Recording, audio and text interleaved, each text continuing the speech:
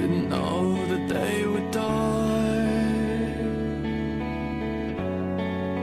You varnished all the leaves, didn't know they couldn't breathe.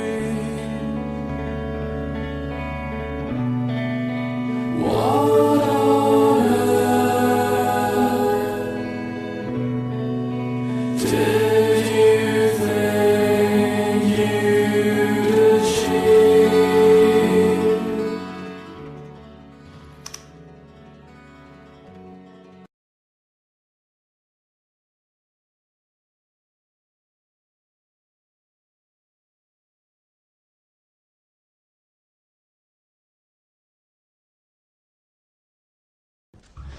El número de personas que murieron la noche del 10 de agosto está entre 2.500 y 3.000.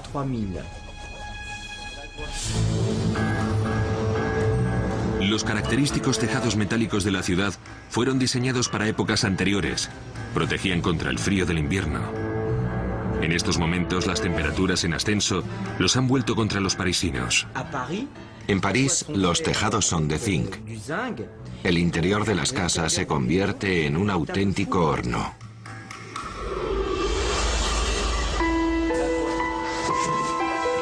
El número de víctimas alcanzaría las 30.000 en toda Europa. Solamente en Francia, más de 14.000 personas morirían en unas pocas semanas.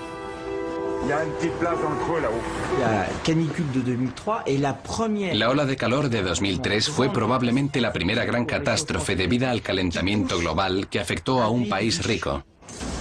Un país rico que pensaba que estaba protegido contra cualquier cosa.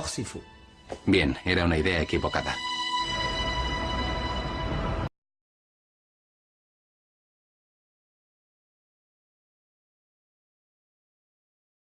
Verano del año 2005. El río Amazonas. Un calor tremendo se está combinando con la sequía más extrema que alguien pueda recordar.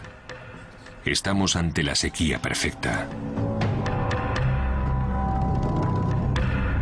Muy pocos pueden recordar una época en la que los afluentes del río más poderoso del mundo se secasen. No es que corriesen bajos de caudal, sino que estaban secos como huesos. En el año 2005 vimos en la Amazonia una situación absolutamente increíble. Estaba completamente fuera de lugar.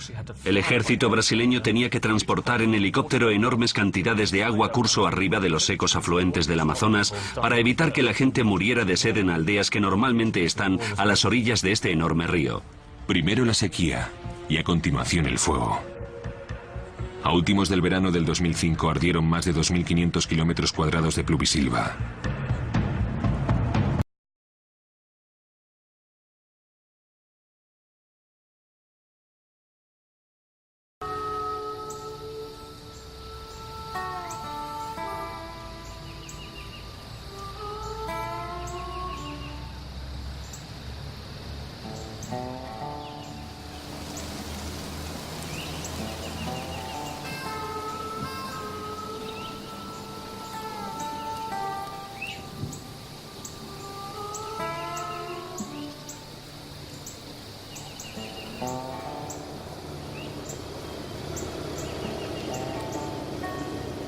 My main house it had 10 feet of water and it marinated in that sludge for 3 weeks almost.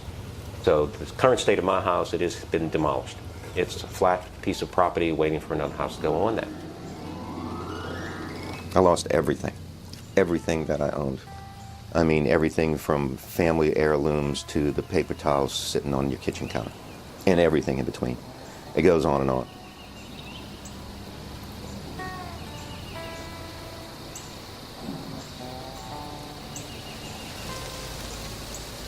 Two beautiful, beautiful oak trees I did not lose. Local indigenous Quercus virginianus live oaks, that sprawl all over the place. Beautiful, beautiful. That's what I have left, 2 oak trees and an empty lot. Everything else is gone. That sucks.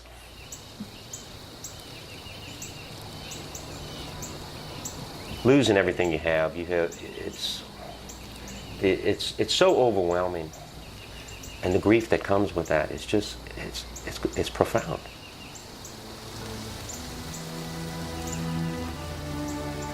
We had an unspoken collective pact to pretend climate change wasn't happening, as though as long as we ignored it hard enough, it wouldn't be true. Not absolutely everyone. A few were shouting fire.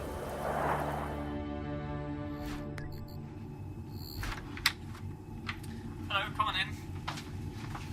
One of the greatest difficulties with climate change is that the effects of our emissions today are not actually realised in terms of the temperature for 30 to 40 years, so there's this time lag in the system, which makes it difficult for us humans to respond because we're evolutionarily equipped to deal with very immediate threats like advancing armies or dangerous animals. We're not so well equipped with dealing rationally with very long-term problems like climate change. So we have to act now to stop something happening in the future. If we wait until the full temperature effects are already upon us, then it's far too late to stop.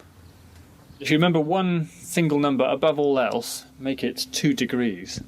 Now, everyone in the world, pretty much, the European Union, big multinational corporations, Greenpeace, political parties, all agree that we have to stabilise global temperatures within 2 degrees above pre-industrial levels. And the reason for that is because if you cross that threshold, then there are tipping points in the Earth system which could drive the warming process essentially out of control. Huge amounts of carbon could be coming out of the world's trees and the soils, methane could be coming out of the permafrost in Siberia, and it's that extra input of greenhouse gases into the atmosphere which then leads us up the worst case scenarios to 6 or more degrees and the eventual wipeout of most of life on Earth. So our emissions have been going up between, let's say, 1950 and now. They need to level out, stabilise, and then decline just as rapidly to sustainable levels, about an 80% cut by 2050. But crucially, to keep the temperature rise within 2 degrees, this point of stabilisation needs to be at around 2015. And so that means really the timeline we've got, ticking clock, is that we have to stabilise global emissions within just 7 years from now, as we speak, 2008. And the scale of this task to achieve a transformation to a low-carbon economy for the entirety of human civilization is obviously it's a huge, monumental task, probably the greatest that humanity's ever faced.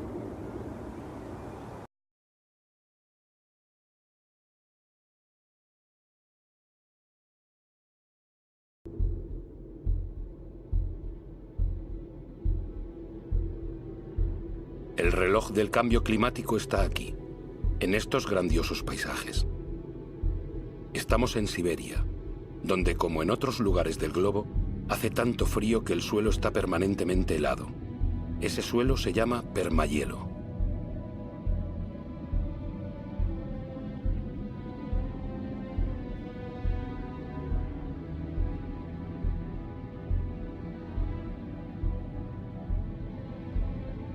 Bajo su superficie se esconde una auténtica bomba climática, el metano. El metano es un gas de efecto invernadero 20 veces más potente que el dióxido de carbono. Si este permahielo se fundiese, la liberación del metano provocaría una aceleración del efecto invernadero cuyas consecuencias nadie puede predecir y que nos conduciría a un planeta desconocido.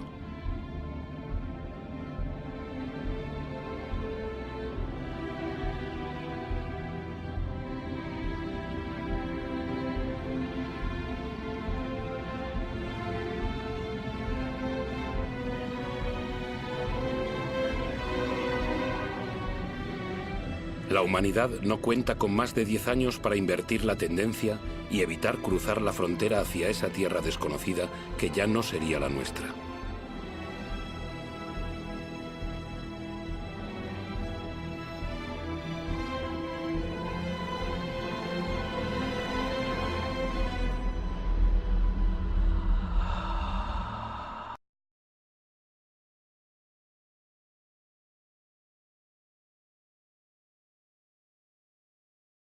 Ha permitido ofrecer a muchos de nosotros una comodidad que no soñábamos, pero hace nuestro estilo de vida totalmente dependiente del petróleo. Este es el nuevo compás que marca nuestros tiempos. El reloj de nuestro mundo late ahora al ritmo de estas máquinas infatigables, posadas sobre la bolsa de sol. Su ritmo regular nos tranquiliza.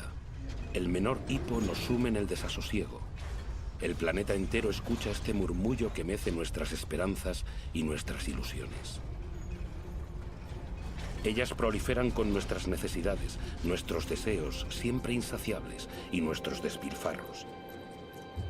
Sabemos que el final de este petróleo barato está anunciado, pero no lo queremos creer.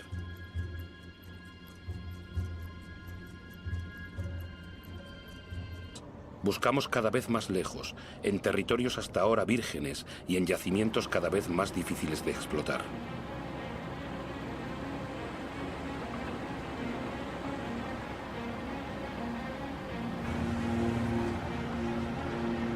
No cambiamos nuestro modelo. ¿Hay riesgo de que nos falte petróleo? Aún podemos extraer el petróleo mezclado con arenas asfálticas de Canadá. Los camiones más grandes del mundo trasladan la arena por miles de toneladas. La removemos, la calentamos, la decantamos, gastamos millones de metros cúbicos de agua para separar el asfalto de la arena. El gasto de energía es colosal, la contaminación catastrófica. Nada parece más urgente que vaciar las bolsas de sol.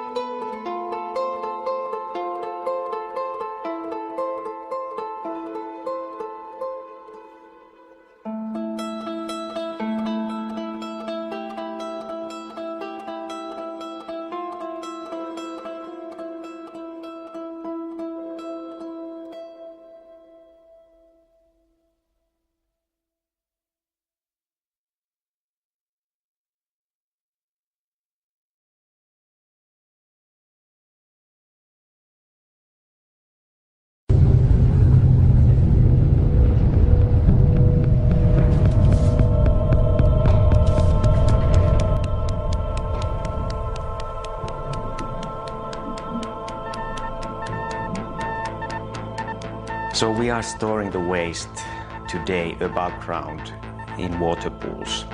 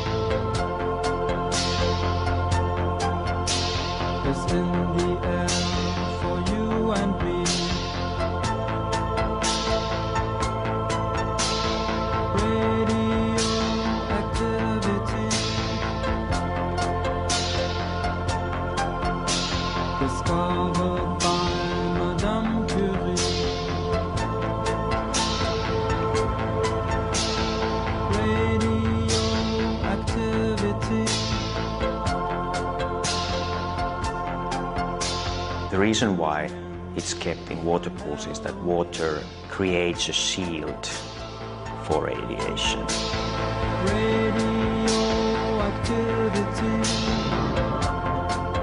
Keeping the waste in tanks, this is probably possible for the next 10 years, 20 years, 100 years, 1,000 years.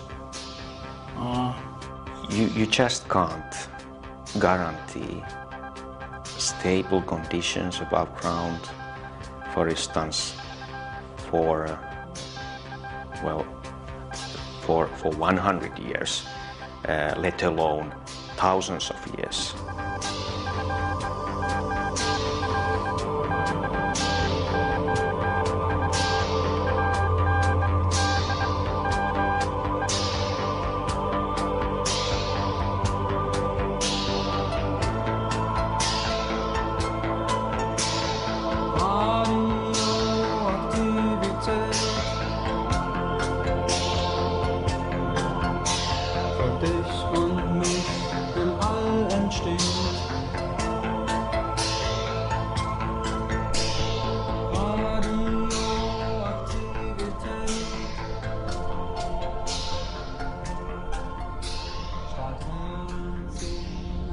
These storages, they need surveillance, they need power in order to cool the water pools, they need maintenance.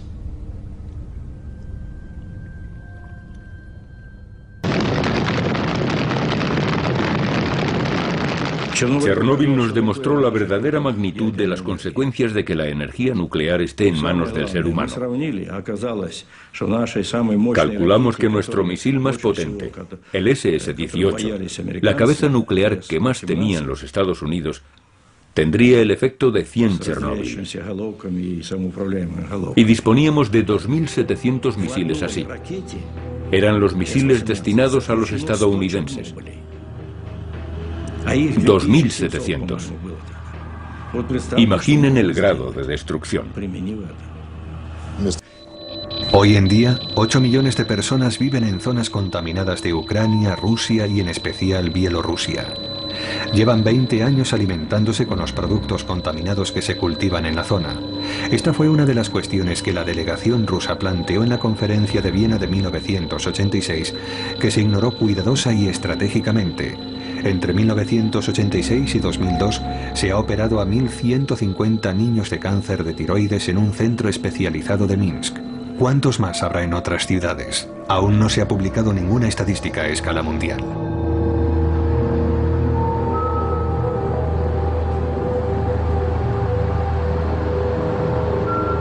Yuri Bandayevsky es un médico que ha estado estudiando las enfermedades de las poblaciones de las zonas contaminadas desde la catástrofe.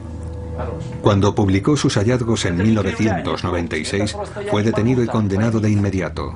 Lo sentenciaron oficialmente por un delito de corrupción y pasó 5 años en la cárcel. En noviembre de 2005 seguía bajo arresto domiciliario. Esto es lo que ocurre si la madre se contamina con cesio durante el embarazo. En una sola familia se producen todo tipo de deformaciones. Labio leporino, carencia de algún ojo, cráneos deformados. Estos son embriones de hámsteres alimentados exclusivamente con hierba contaminada de la región de Gomel. El resultado, camadas enteras de ejemplares deformes. Me horrorizó la cantidad de embriones deformes que se desarrollaron en los animales que habían comido alimentos contaminados con cesio. En solo 2 semanas, el número de deformaciones era abrumador. Uno sabe lo que se podría describir como un monstruo cuando lo ve. Todos conocemos el Museo Antropológico y Etnográfico que fundó Pedro el Grande en San Petersburgo. Francamente, yo podría crear cuantos monstruos quisiera.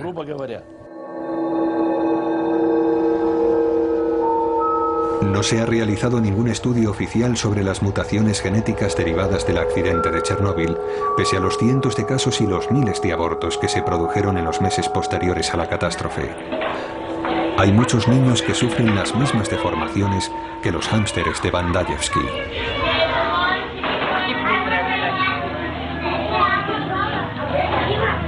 Actualmente en Bielorrusia hay 300.000 niños que sufren las consecuencias de la radiación.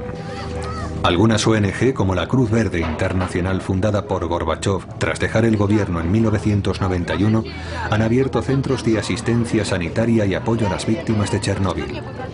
También organizan campamentos terapéuticos para enseñar a las nuevas generaciones de las zonas contaminadas cómo convivir con la radiactividad.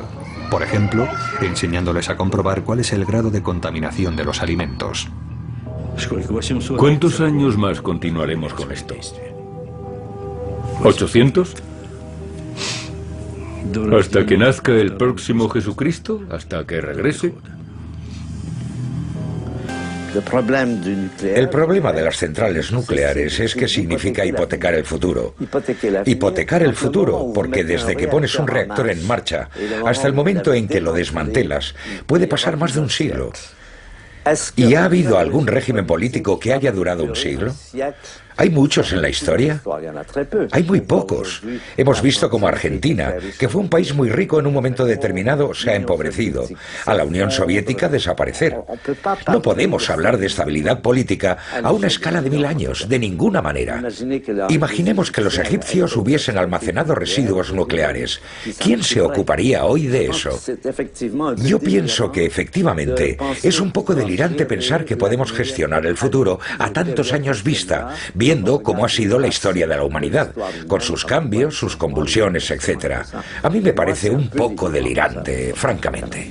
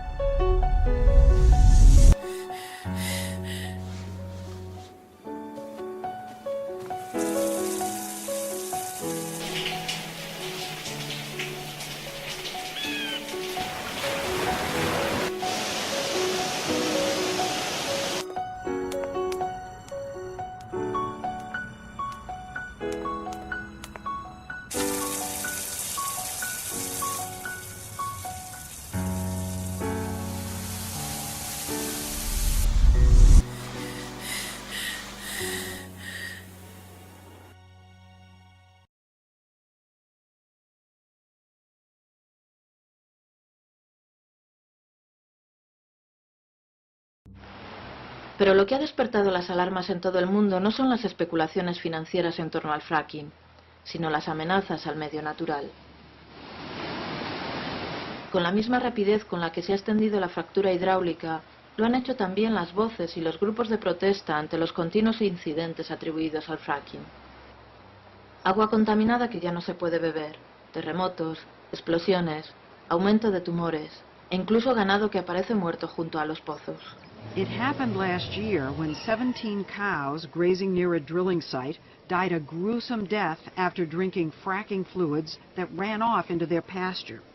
Industry-wide, accidents keep happening, like this well explosion, due to machine malfunctions or workers cutting corners. Sedano es el nombre del permiso concedido a Trofagás por la Junta de Castilla y León en noviembre de 2011. Se llama así porque el Valle de Sedano es el centro del área en el que la empresa podría excavar un primer pozo antes de que acabe 2012. Pero la zona afectada son casi 35.000 hectáreas que llegan desde el Valle de Valdivielso a la merindad de Río Ubierna, a pocos kilómetros de la ciudad de Burgos.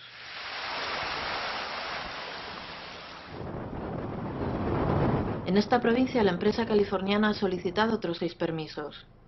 Uno de ellos ya concedido. En total son más de 500.000 hectáreas y decenas de municipios afectados. Pero Burgos no es la única provincia a la que ha llegado el fracking, ni la filial de BNK Petroleum la única empresa interesada en buscar gas de pizarra. De hecho, el mapa del norte de España parece un puzzle en el que se ajustan las concesiones. En Cantabria, por ejemplo, además de a Trofagás hay proyectos concedidos a Repsol, a la Sociedad de Euskadi de Hidrocarburos y a Petroleum Oil and Gas, una empresa perteneciente a gas natural. Fracking is hugely promising. Alors ce soir, nous avons décidé de vous présenter un dossier complet sur le gaz de schiste. The controversial mining process known as fracking. Die Methode nennt sich Fracking. En otros países, el debate sobre la fractura hidráulica ha llegado a la opinión pública. En Francia, tras numerosas protestas, una ley de julio de 2011 prohibió la exploración y explotación de hidrocarburos por fractura hidráulica en todo el estado. Bulgaria también la ha prohibido a principios de este año, tras meses de grandes protestas en Sofía y en otras ciudades del país. Hay moratorias en el uso del fracking hasta conocer mejor las consecuencias de la técnica en Nueva York, en Quebec, en Irlanda del Norte, en Nueva Gales del Sur en Australia y en zonas de Sudáfrica. What are we here to do? Ban fracking.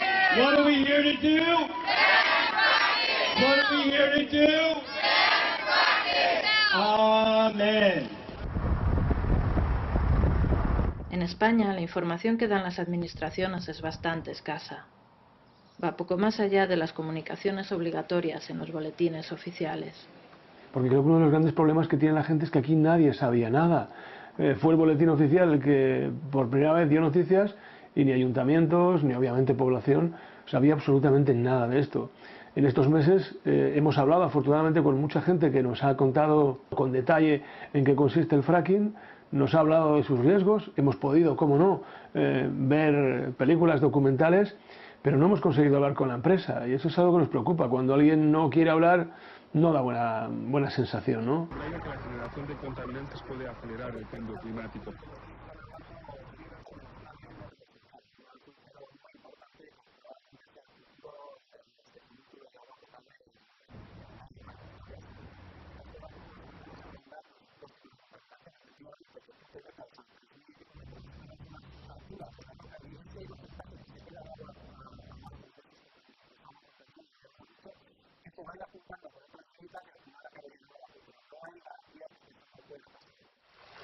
El principal temor que despierta la técnica de la fractura hidráulica es la contaminación del agua, tanto de los acuíferos subterráneos como de los manantiales o ríos. Para fracturar la roca se inyectan en el suelo millones de litros de agua con arena y aditivos químicos. Cuando Dick Cheney era vicepresidente de Estados Unidos, las empresas dedicadas a la extracción de gas de pizarra obtuvieron una exención a la ley de aguas que les permitía no tener que desvelar los compuestos químicos que añadían al agua que inyectan en la tierra. Una de estas empresas era Halliburton. de la que Cheney había sido consejero delegado. The industry doesn't have to disclose what's in the tens of thousands of gallons of chemicals they use when they fracture the shale because of the so-called Halliburton loophole. Halliburton is a leading fracking company, and the loophole was created in 2005 under Vice President Dick Cheney, who used to be Halliburton's CEO. La fórmula que utilizan es secreta, pero en algunos casos acaba trascendiendo a la opinión pública.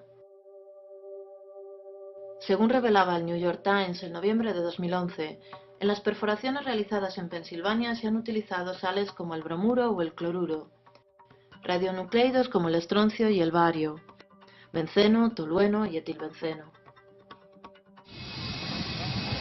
El problema de estos aditivos químicos es que no todo el fluido utilizado en cada perforación se recupera.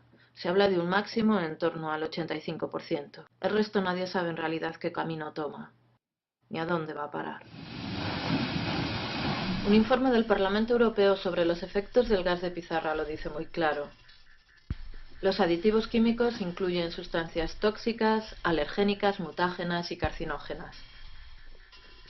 Analizando una lista de 260 sustancias utilizadas presentada por el Estado de Nueva York, encuentra 8 conocidos carcinógenos como el benceno y la acrilamida, el óxido de etileno y varios disolventes a base de petróleo. Encuentra también 7 sustancias mutágenas como el benceno y el óxido de etileno, aparte de innumerables elementos con conocidos efectos tóxicos sobre la salud humana y el medio ambiente. Analizando lo que utilizan las empresas, hay más de 900 productos químicos, pero dentro de los productos, en algunos casos solo se conoce un 20% o un 30% de su composición. Es decir, que hay otras cosas que están inyectando que no sabemos cuáles es y se escudan en los privilegios de patentes. ¿Qué es lo que voy a buscar si no sé lo que están inyectando? Lo que puedo ver es lo que pasa tanto con los animales del alrededor como con las plantas como las personas, y está claro que va a haber una afectación a la salud dependiendo de la dosis, lógicamente, y de la distancia importante, tanto a enfermedades cardiovasculares como renales o alteraciones fetales y reproductivas a medio y a largo plazo.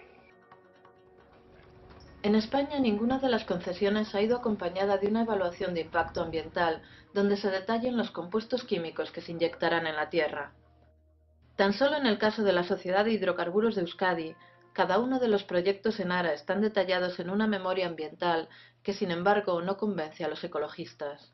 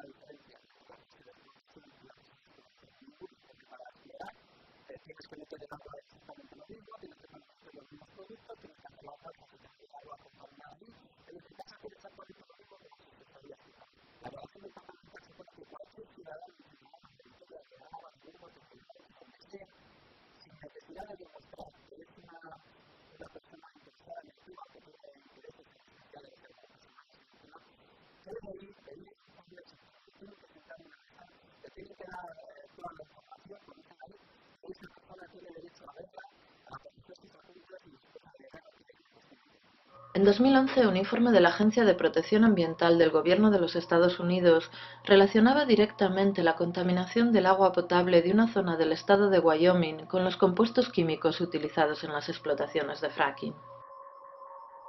Casos de contaminación se han dado en Texas, Pensilvania, Colorado y en otros muchos estados. En ocasiones aparece metano en el agua potable.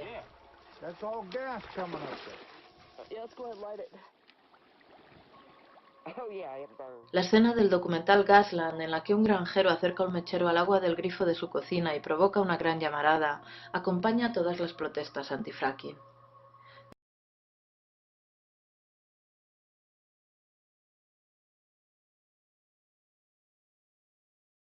¿Cuál es la actividad económica más importante que tenemos en Canarias? Sin duda el turismo. ¿Qué es lo que consume el turismo? Consume playas, consume paisaje, consume mar. Por lo tanto, no podemos ponernos a jugar a la ruleta rusa con nuestro futuro, poniendo en manos de una multinacional nuestro entorno a cambio de supuesto cuento de la lechera. A lo largo de la historia, las petroleras que han actuado en todo el planeta no han favorecido jamás a la población, sino que además ha servido solamente para sembrar destrucción del medio ambiente allí donde han estado. 1.500.000 litros de óleo vazaron no mar. Actualmente el petróleo se encuentra en las costas de Mississippi, Alabama, Luisiana. La mancha ya se extiende por una superficie similar a la de Asturias. Perjudicial para el sector pesquero, por los ruidos que se hace, por las contaminaciones, y creemos que cuando se está haciendo eso no va a haber pesca, con la poca pesca que tenemos en Canarias, y sobre todo los pelágicos, con la llegada de eso seguramente desaparecerá y no volveremos ni a ver pesca por aquí.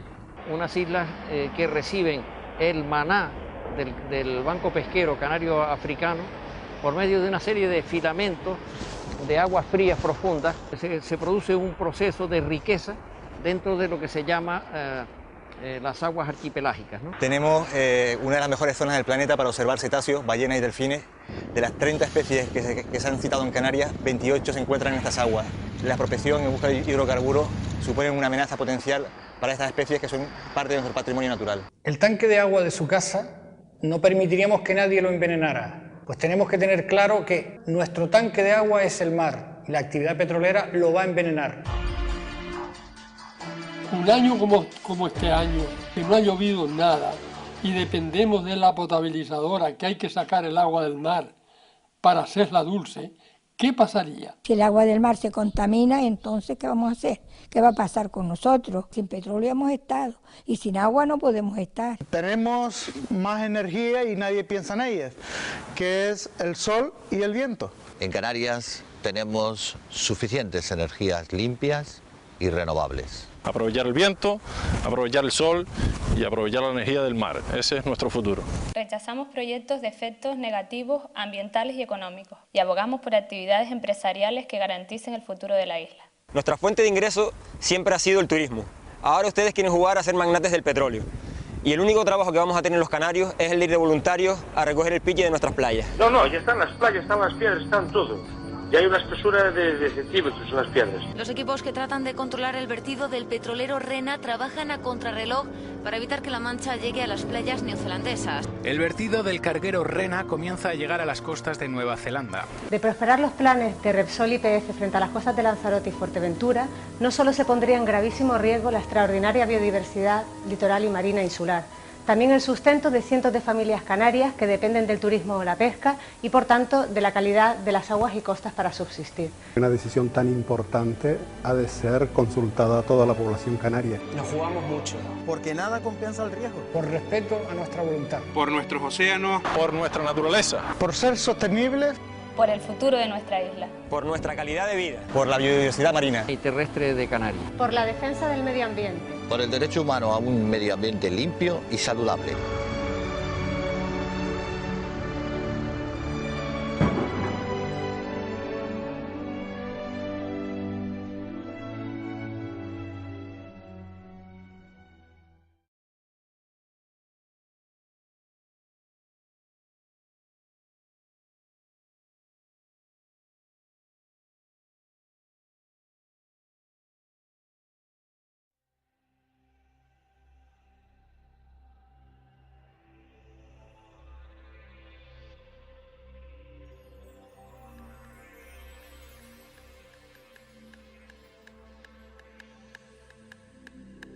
La verità bisogna cercarla.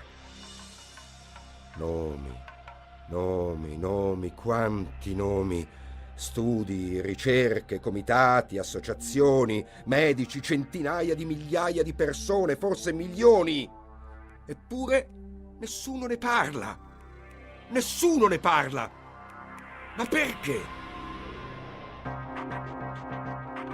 Sto correndo per rendere noto i risultati di oltre 1000 indagini cliniche che abbiamo fatto. Siamo riusciti a individuare dei corpi estranei molto piccoli. Le risposte arrivano, ci sono delle particelle perfettamente sferiche da combustione. Degli inceneritori che spargono nell'aria dei famosi polveri sottili. Nessuna evidenza di aumento di tumori nelle popolazioni circostanti i termovalorizzatori. Sono stati condotti 10 studi epidemiologici e tutti confermano che gli inceneritori fanno male. Zero. That was unscientific, it was irresponsible. Les incinérateurs sont des fabriques de poison. E ci fanno venire in poco tempo il cancro. Un aumento per tutti i tumori nelle donne, per i linfomi, per i sarcomi dei tessuti molli. Dei danni alla salute ci sono stati. Questa tendenza a negare alle volte anche l'evidenza. E la storia della medicina di queste cose è piena. Et maintenant on parle de microparticules qui rejoignent la nanotechnologie. So if we don't look for evidence, we're not going to find it. I believe that information is being kept from the public. We have no voice. Various professors in England have been paid by the companies to protect the incinerator industry by not telling the truth. Politicians are in the same position. Non è più una questione di destra o di sinistra. Stessa politica sui rifiuti, uguale. Per 20 anni questo dovrà bruciare qualunque cosa bruciabile,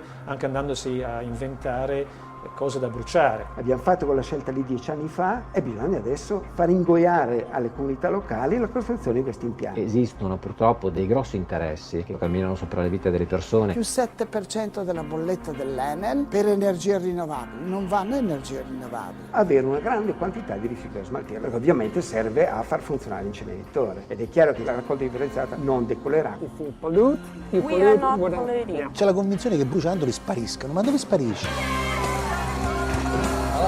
L'immondizia è completamente indifferenziata. Altro che zero, se brucio 100 emetto 100, non sparisce nulla. La mascherade è terminée. Ascolta. Ma non vogliamo che i nostri figli si trovino come si davano i figli dei campani per le strade della Campania.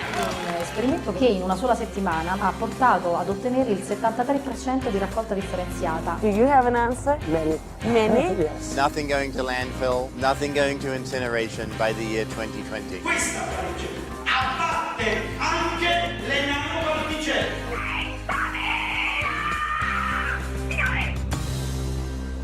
Non c'ho il disastro visibile, non c'ho i mucchi di spazzatura per strada, li ho trattati i rifiuti. Mi dicono, non è per caso che potreste fare un saltino a New York? Abbiamo 170.000 persone che si sono ammalate delle cose che dicevate voi. And these are all cancer.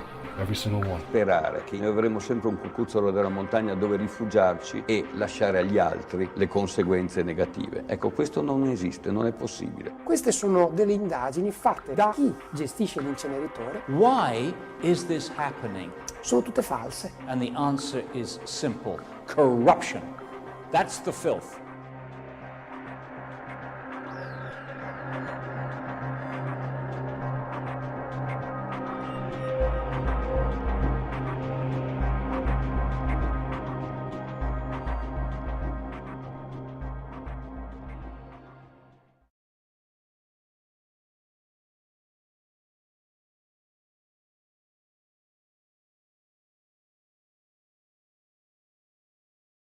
How could 3 million years of human life be meaningless? The way people were living at that time, during that vast period, they were living in a way in which humans could live for millions of years, tens of millions of years. And that's something. Man, now we're saying, how many decades can we have? And if we go on living this way, it's not many. To survive in our hunter-gatherer days, very narrow field of vision. You had to be concerned with what was happening around you in the immediate 100 yards. You had to be worried about what was going to happen in the next 10 seconds, or 5 minutes. Where was that tiger going to come from? It was going to bite your neck and kill you. And so our strongest instincts are geared to the immediate. Our adrenaline doesn't start to flow when we read about global warming. It starts to flow when somebody put a fist in our face. I sometimes had dreams about my grandchildren coming also. And these dreams sometimes turn unpleasant because the grandchildren come and they come from a North Carolina and from a California that is polluted, the air they can't breathe. And they say, "Granddad, did you let that happen?" And they're angry when they get there. I think they're going to look back and shake their heads and say, what happened to those people? How did they lose sight of such basic things? Todo lo que acabamos de ver es nuestro reflejo. Hemos hecho la Tierra a nuestra imagen. Nos queda poco tiempo para cambiar. Este siglo, ¿cómo podrá soportar el peso de 9.000 millones de seres humanos si no aceptamos rendir cuentas de una vez por todas de todo aquello de lo que somos los únicos responsables? La temperatura media de los últimos 15 años ha sido la más elevada que se ha registrado jamás.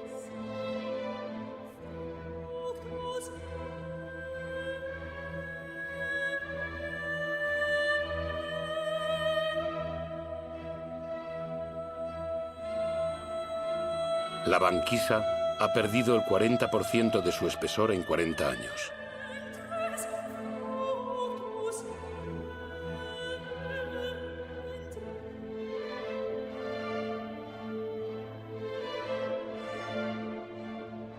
Antes de 2050 podría haber 200 millones de refugiados climáticos.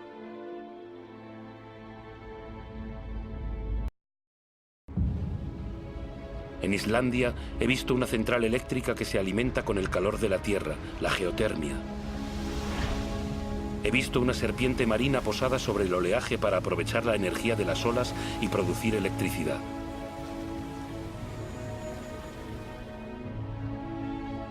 He visto centrales eólicas frente a la costa de Dinamarca que producen el 20% de la electricidad del país. Estados Unidos, China, India, Alemania y España son los principales inversores en energías renovables. Ya han creado más de 2,5 millones de empleos.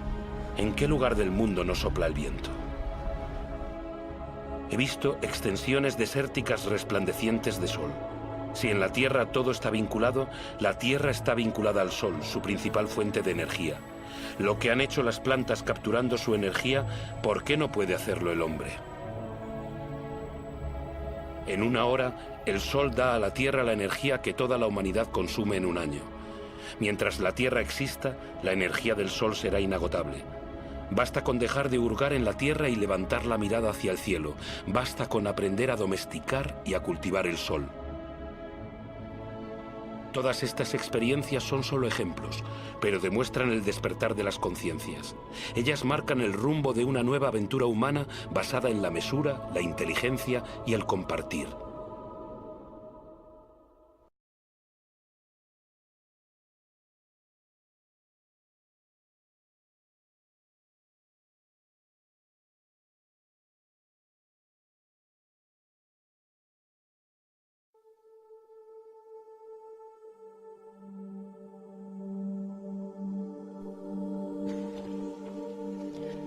Hello, I'm Severin Suzuki speaking for ECHO, the Environmental Children's Organization. We're a group of 12 and 13-year-olds trying to make a difference. Vanessa Seti, Morgan Geisler, Michelle Quigg, and me.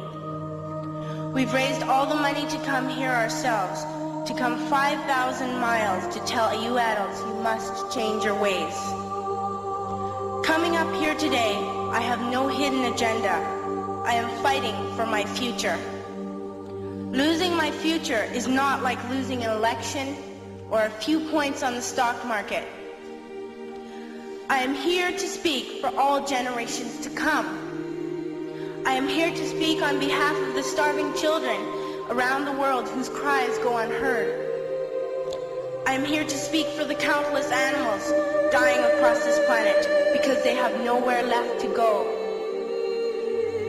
I am afraid to go out in the sun now because of the holes in our ozone. I am afraid to breathe the air because I don't know what chemicals are in it. I used to go fishing in Vancouver, my home, with my dad, until just a few years ago we found the fish full of cancers. And now we hear of animals and plants going extinct, every day vanishing forever. In my life, I have dreamt of seeing the great herds of wild animals, jungles and rainforests full of birds and butterflies. But now I wonder if they will even exist for my children to see. Did you have to worry of these things when you were my age? All this is happening before our eyes, and yet we act as if we have all the time we want and all the solutions. I'm only a child and I don't have all the solutions, But I want you to realize, neither do you. You don't know how to fix the holes in our ozone layer. You don't know how to bring the salmon back up a dead stream. You don't know how to bring back an animal now extinct. And you can't bring back the forest that once grew where there is now a desert. If you don't know how to fix it, please stop breaking it. Here, you may be delegates of your government, business people, organizers, reporters, or politicians, but really, your mothers and fathers, sisters and brothers, aunts and uncles, and all of you are someone's child. I'm only a child, yet I know we are all part of a family, 5 billion strong. In fact, 30 million species strong. And borders and governments will never change that. I'm only a child, yet I know we are all in this together and should act as one single world towards one single goal. In my anger, I am not blind, and in my fear, I am not afraid of telling the world how I feel. In my country, we make so much waste. We buy and throw away, and yet northern countries will not share with the needy. Even when we have more than enough, we are afraid to share. We are afraid to let go of some of our wealth. In Canada, we live the privileged life, with plenty of food, water, and shelter. We have watches, bicycles, computers, and television sets. The list could go on for 2 days. 2 days ago, here in Brazil, we were shocked when we spent time with some children living on the streets. This is what one child told us. I wish I was rich. And if I were, I would give all the street children food, clothes, medicines, shelter, and love and affection. If a child on the streets who has nothing is willing to share, why are we who have everything still so greedy? I can't stop thinking that these are children my own age, that it makes a tremendous difference where you are born. That I could be one of those children living in the favelas of Rio. I could be a child starving in Somalia, or a victim of war in the Middle East, or a beggar in India. I am only a child, yet I know if all the money spent on war was spent on finding environmental answers, ending poverty, and finding treaties, what a wonderful place this earth would be. At school, even in kindergarten, you teach us how to behave in the world. You teach us not to fight with others, to work things out, to respect others, to clean up our mess, not to hurt other creatures, to share, not be greedy. Then why do you go out and do the things you tell us not to do? Do not forget why you are attending these conferences, who you're doing this for. We are your own children. You are deciding what kind of a world we are growing up in. Parents should be able to comfort their children by saying, everything's going to be all right. It's not the end of the world, and we're doing the best we can. But I don't think you can say that to us anymore. Are we even on your list of priorities? My dad always says, you are what you do, not what you say. Well, what you do makes me cry at night. You grown-ups say you love us, but I challenge you, please, make your actions reflect your words. Thank you.